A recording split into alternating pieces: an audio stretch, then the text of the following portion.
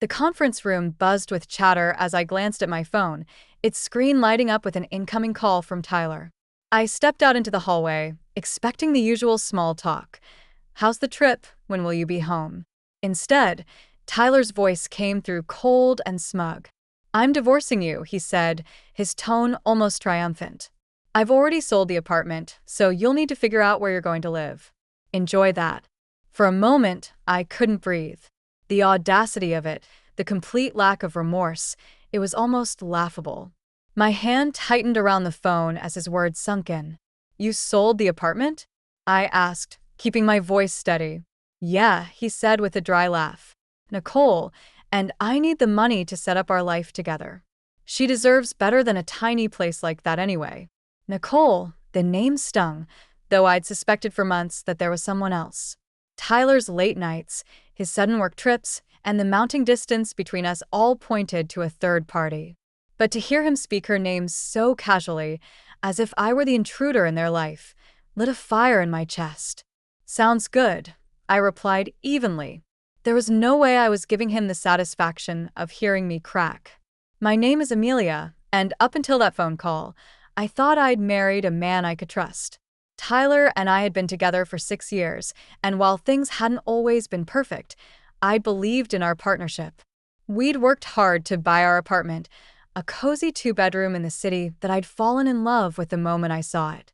It wasn't just a home, it was a symbol of everything we'd built together, or at least that's what I'd thought. Looking back, there had been signs, small cracks in the foundation I'd ignored. Tyler's dismissive attitude whenever I asked about finances, his tendency to brush off my concerns with a charming smile and a quick kiss. I'd always assumed his confidence came from knowing what he was doing. Now I realized it came from knowing he could manipulate me. The rest of the day passed in a blur. I sat through client meetings, nodding at all the right moments while my mind raced. Tyler thought he'd won. He thought he could pull the rug out from under me, sell the home I'd worked so hard for, and walk away scot-free. But there was one crucial detail he didn't know. The apartment deed had been in my name alone for months. I'd had it transferred after we refinanced earlier in the year, a move Tyler had agreed to without much thought because it meant a lower interest rate. He'd never bothered to ask about the details or read the paperwork he'd signed. His carelessness was going to be his undoing. By the time I returned to my hotel room that evening, my shock had turned into resolve. I wasn't going to cry or beg. Tyler wanted to fight, fine. But this was a fight I was going to win. The first call I made was to Chloe, my lawyer and longtime friend. I laid out the situation in painstaking detail, my voice calm even as my pulse raced. "He sold the apartment?" she repeated, incredulous. "Does he even realize that he can't do that without your consent?" "Apparently not," I said, a hint of amusement creeping into my tone. "He thinks he's already spent the money on his new life with Nicole." Chloe laughed dryly. "Well, he's in for a rude awakening. The sale is invalid. You can prove sole ownership, and if he's taken any money from the buyer, he's on the hook for fraud." The word fraud sent a jolt of satisfaction through me. "What do we need to do?" I asked. "First, we'll notify the buyer that the sale isn't legal," Chloe said. "Then, we'll draft a formal letter for Tyler outlining the consequences of his actions. If he's dumb enough to try anything else, we'll take him to court." As I hung up, I felt a strange sense of calm settle over me. Tyler thought he'd outsmarted me, that he'd left me powerless and scrambling. But in reality, he'd just set himself up for the ultimate humiliation. I spent the rest of the trip focusing on my work, compartmentalizing my emotions and channeling my energy into the task ahead. The betrayal hurt, but the prospect of reclaiming my life and watching Tyler's smugness crumble gave me a sense of purpose I hadn't felt in months. When I boarded the plane home, I was ready. Ready to face Tyler, ready to dismantle his lies, and ready to start a new chapter without him. This wasn't just about winning, it was about taking back control. The flight home gave me hours to think about how everything had unraveled. Tyler's arrogance was astounding. He hadn't even tried to hide his betrayal, as if I was just another obstacle to bulldoze on his path to freedom. But instead of spiraling into anger, I focused on what I'd do when I returned. Tyler thought I was powerless, but He didn't realize I'd been playing the long game without even knowing it. As the plane touched down, my first call was to Chloe. "I'm back," I said as I hauled my suitcase off the luggage carousel. "What's the next step?" "We've already notified the buyer," she replied, her tone brisk and efficient. They were shocked, to say the least, and not too happy with Tyler. They're willing to cooperate, which helps our case. "And Tyler?" I asked. "I sent the formal letter to his email this morning," she said. "It outlines the illegality of the sale, your sole ownership of the apartment, and the potential consequences of fraud. He hasn't responded yet, but if I had to guess, he's going to be furious." Good, I thought. Let him stew. When I arrived home, the apartment was eerily quiet. Tyler's things were still there, his jackets draped over the chair, his shoes carelessly tossed by the door. But the place felt different, like the energy had shifted. I took a deep breath and set my suitcase down, knowing that the confrontation would come soon enough. Sure enough, Tyler came storming in that evening, his face red with anger and his phone clutched in his hand. "What the hell is this?" he shouted, waving the letter Chloe had sent. "You're telling me I can't sell the apartment? It's half mine." "No, Tyler," I said calmly, crossing my arms. "It's not. The deed has been in my name for months. You can't sell something you don't own." He froze, his face a mixture of confusion and rage. "What are you talking about?"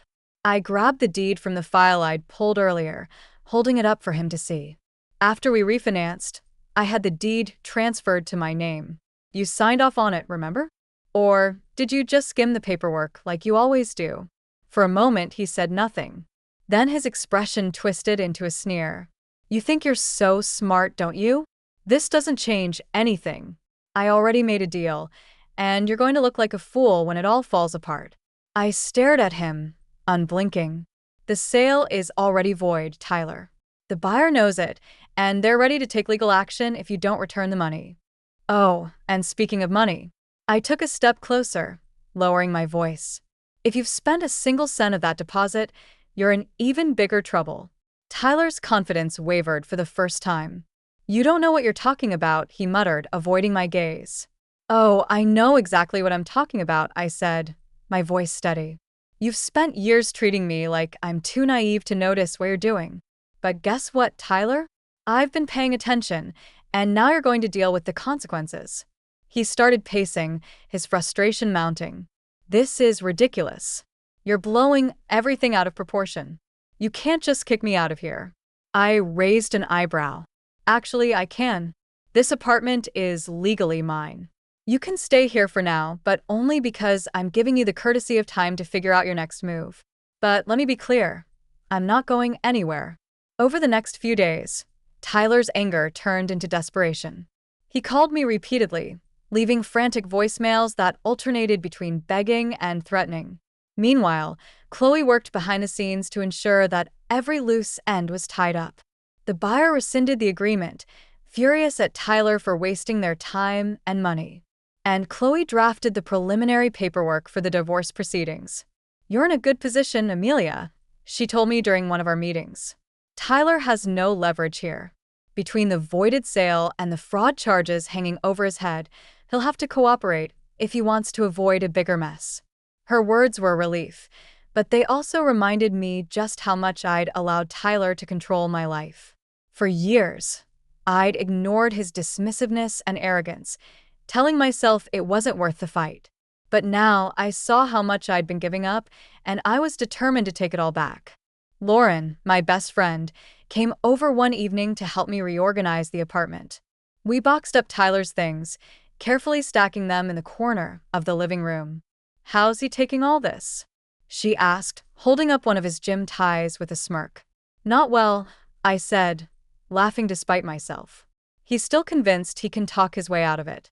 But I'm not budging." "Good," she said, tossing the tie into the box.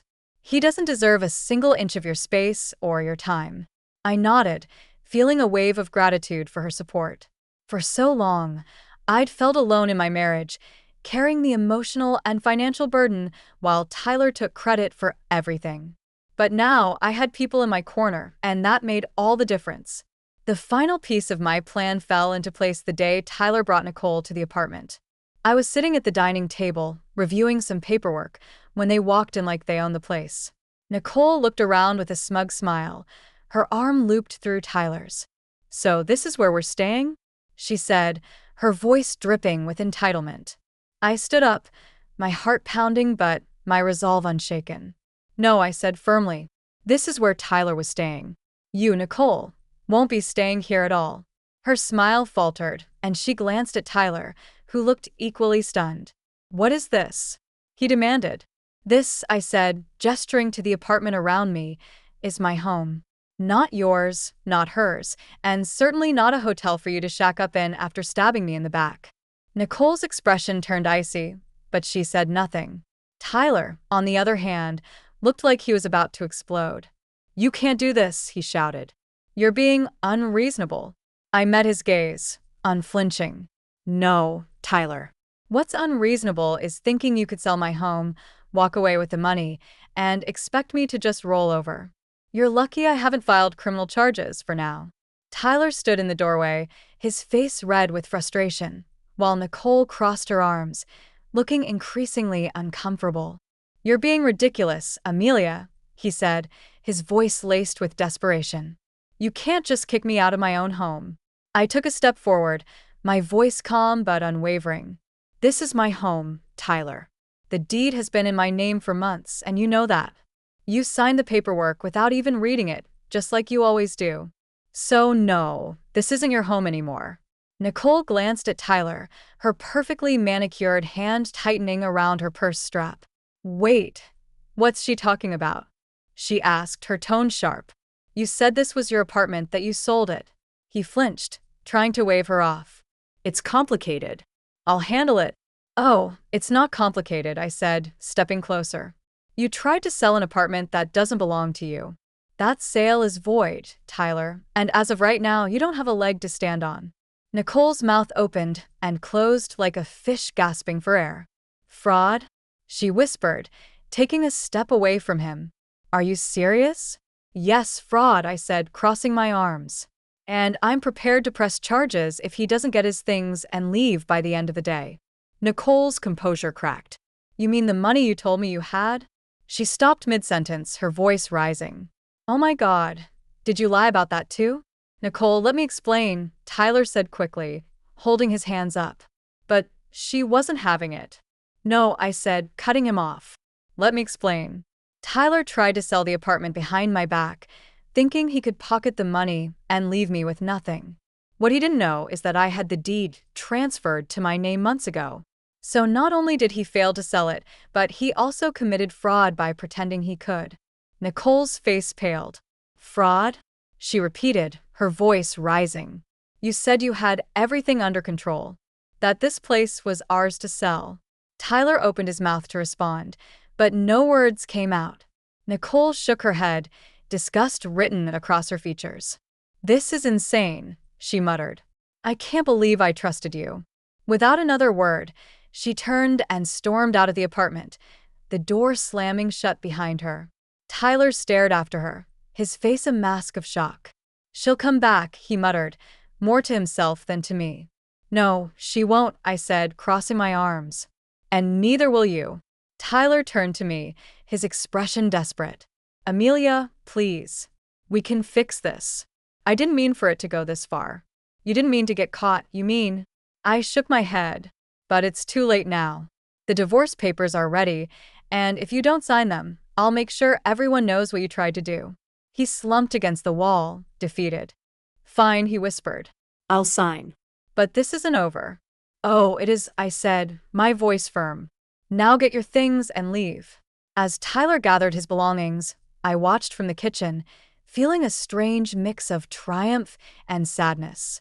This was the end of our marriage, but it was also the beginning of something new, something better. When he finally left, the apartment felt empty, but in a good way. It was mine now, truly mine. And for the first time in a long time, I felt free. The silence in the apartment after Tyler left was deafening. For the first time in years, I felt like I could finally breathe. The space no longer felt heavy with his presence, his entitlement, or his lies. It was just me, the home I'd built, and the quiet realization that I had won. Not just against him, but against every doubt I'd ever had about standing up for myself. I stood in the middle of the living room, taking in the emptiness where his things had been. His oversized gaming chair, the framed jerseys that had cluttered the walls, and the gaudy coffee table he'd insisted on keeping were all gone. The apartment looked cleaner, brighter, like it was mine again. Lauren came by that evening with takeout and a bottle of wine. "Is he really gone?" she asked, plopping down on the couch with a dramatic sigh. "Gone and not coming back," I said, pouring 2 glasses of wine. I gave him until the end of the day to pack his things. He didn't argue. Lauren raised her glass. "To fresh starts and well-deserved victories." I clinked my glass against hers, feeling the weight of the past week slowly lifting. "To never letting someone walk all over me again." Over the next few days, I began to reclaim the apartment piece by piece. I rearranged the furniture, moved my favorite artwork into the living room, and filled the space with things that made me happy. It wasn't just about redecorating. It was about turning the apartment into a reflection of who I was, not the person Tyler had tried to make me. Chloe called with updates on the legal proceedings, her voice filled with the kind of confidence that made me feel invincible.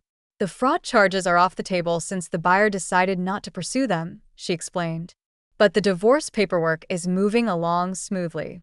Once Tyler signs, you'll be officially free." Hearing the word free made my chest tighten. It wasn't just about the divorce. It was about everything I'd been carrying for years. The resentment, the self-doubt, the feeling of being trapped in a marriage that didn't value me. It was all finally being lifted. Tyler tried to reach out a few times. His messages ranged from half-hearted apologies to pathetic attempts to guilt me into reconciling. I made a mistake. One read, "Can't we at least talk about this?" Another was more desperate. "You're going to ruin me, Amelia. Is that what you want?" I didn't reply. For once, I wasn't going to waste my energy trying to fix something that was broken beyond repair. He'd made his choices, and now he was dealing with the consequences. By the end of the week, the apartment felt like a completely new space, warm, inviting, and entirely mine. As I sat on the couch with a cup of tea, the city lights twinkling outside the window, I thought about everything that had happened.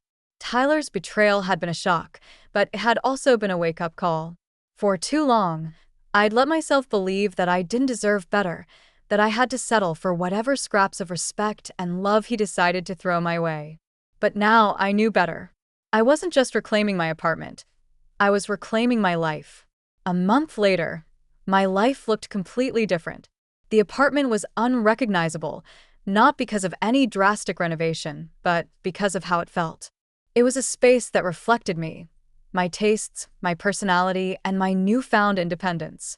The absence of Tyler's clutter and his overbearing presence made the home feel lighter, freer. The divorce was moving along smoothly. Chloe had handled everything with precision, ensuring Tyler had no room to argue or complicate the process. He signed the papers without much fuss, likely realizing that he had no leverage. There was no grand showdown, no emotional plea to work things out. Just a cold, clean break that felt both bittersweet and deeply satisfying. One day, as I sorted through some old papers, I came across a photo of Tyler and me from our early years together. We were smiling, arms around each other, full of hope and promise. I stared at it for a moment, letting the memories wash over me. There had been good times, moments when I truly believed we were building a life together. But those moments were gone, overshadowed by years of neglect, manipulation, and betrayal. I tucked the photo into an envelope and put it away in a drawer. It wasn't worth keeping out in the open, but I wasn't ready to throw it away either. It was a part of my past, but it didn't define me anymore. Lauren and I celebrated the finalized divorce with dinner and drinks at a trendy rooftop bar downtown. "You're glowing," she said, raising her cocktail in a toast. "Single life suits you." I laughed, feeling a warmth I hadn't felt in years. "It's not the single life," I said. "It's the freedom. For the first time, I don't feel like I'm living under someone else's rules." We toasted to that, and as the night went on, I felt a growing sense of pride in myself. I'd faced one of the hardest moments of my life and come out stronger. I wasn't just surviving, I was thriving. Back at home, I started planning for the future. The apartment had become more than a refuge. It was a symbol of everything I'd reclaimed. But I knew I wouldn't stay there forever. Someday, I'd move to a new place, one without any lingering shadows of my life with Tyler. Until then, I was determined to make the most of every moment in the space I had fought so hard to keep. As I curled up on the couch that night, a sense of peace washed over me. I thought about how Tyler had laughed during that phone call, so certain that he'd won. And I couldn't help but smile. His arrogance had been his downfall, and my quiet strength had been my salvation. This wasn't just the end of a marriage, it was the beginning of a new chapter, one where I called the shots, one where I chose happiness on my own terms. And after a long time, I felt truly free.